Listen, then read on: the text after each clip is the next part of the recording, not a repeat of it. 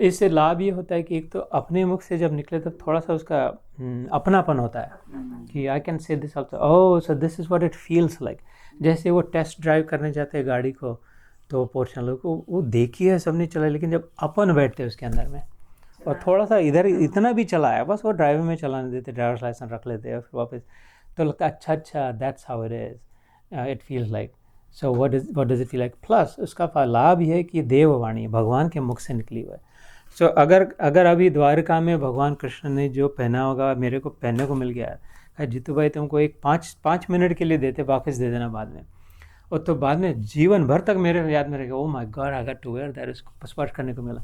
ऐसे ये भगवान के मुख से जो शब्द निकले हैं, वो अगर अपने मुख से भी निकले तो पवित्र हो सकता है अपनी वाणी पवित्र हो जाए।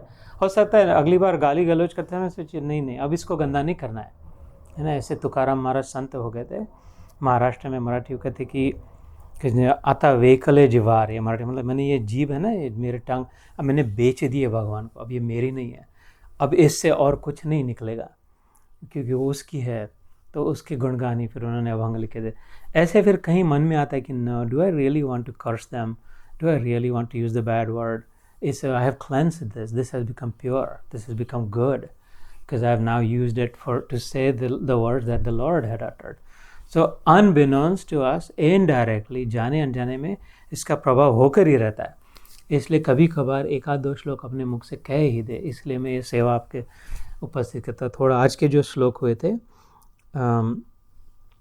तो we did three verses today, तो मे वी विल डू तो ये जो 35वां श्लोक था, पहले मैं कहता हूँ एकदम एक पूरा सुनाता हूँ, then you will realise what you are going to say, है ना। 35वां श्लोक था, you don't have to repeat now. यद ज्ञात्वा न पुनर्मोहम एवं ज्ञास्यसि पांडवः ये अन्य भूतान्य शेषण्य द्रक्ष्यस्यात्मन्यथो मयि। दिस इज द श्लोक, you believe it or not, you're going to say like वो किंग्स डोमिनियन में जाते हैं ना, राइड में बैठते हैं, oh my god I can't do this, I'm not going to do that करके उस प्रकार से। सो इसको छोटे छोटे टुकड़ों के यत, मैं कहता हूँ यत मतलब दैट, है ना।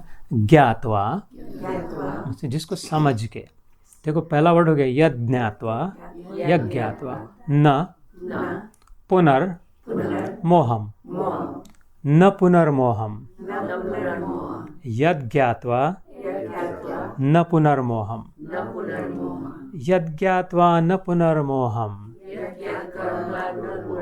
तो 1/4 तो हो गए, राइट। एवं ज्ञास असि, एवं ज्ञास्यसि पांडवा, एवं ज्ञास्यसि पांडवा। आधा हो गया, इसमें क्या मुश्किल थी, है ना। तो अभी शायद मैं आपको इजी पहली लाइन पूरी कहता, it's possible that you may not be able to say it, लेकिन फिर भी यद ज्ञात्वा न पुनर्मोहम एवं ज्ञास्यसि पांडवा। तो इट्स ओके, लेकिन आप घर में जब जाओगी इसको खोलोगी, there you go one fantastic.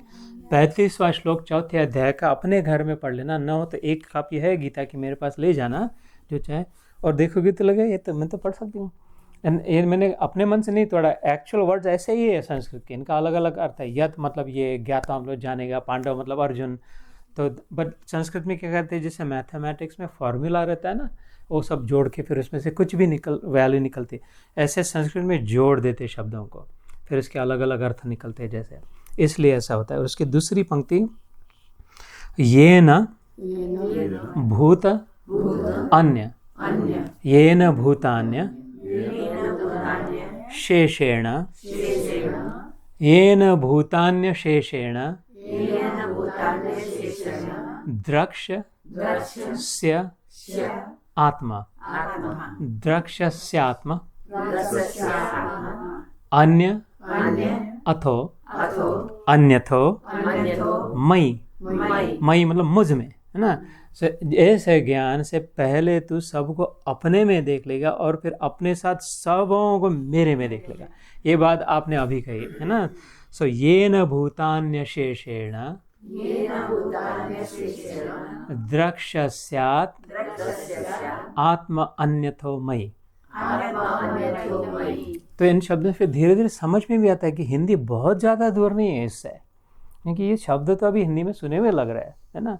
जब तोड़ के हम उसको पढ़ते हैं कि आत्मा, अन्यथा, मई, द्रक्ष, ये तो बातें सुनिए, तो इससे ये एक तो अपने कहना भी होता है और समझना भी आसान होता है। Next time when you read by yourself it becomes easy to follow, कहीं ना कहीं कुछ ना कुछ रंग लग ही जाता है। जैसे अभी वो बटर से घी बनाते हैं ना, बटर लेके आते हैं, सॉल्टेड हो अनसॉल्टेड हो जो भी बनाते हैं अपने घर में, ऑर्गेनिक इनऑर्गेनिक, और घी बनाने के लिए उसको वो मेल्ट करते हैं गैस पे रख करके, और पूरा मेल्ट हो गया फिर उसको दूसरे पतीले में डाल देते हैं कहीं इसमें से रखने के लिए।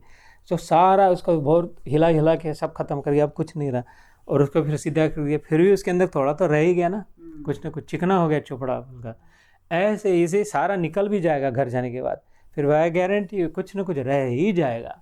और उतने से उसको अगर उसको स्मेल करके देखना, खाली कर दिया घी का, उसकी भी बड़ी सुंदर खुशबू आती है, उसमें अब कोई घी है ही नहीं, फिर भी खुशबू आती है। ऐसे ही थोड़ा सा जो रह गया उससे भी अपने आत्मा की सुगंध आएगी, है ना।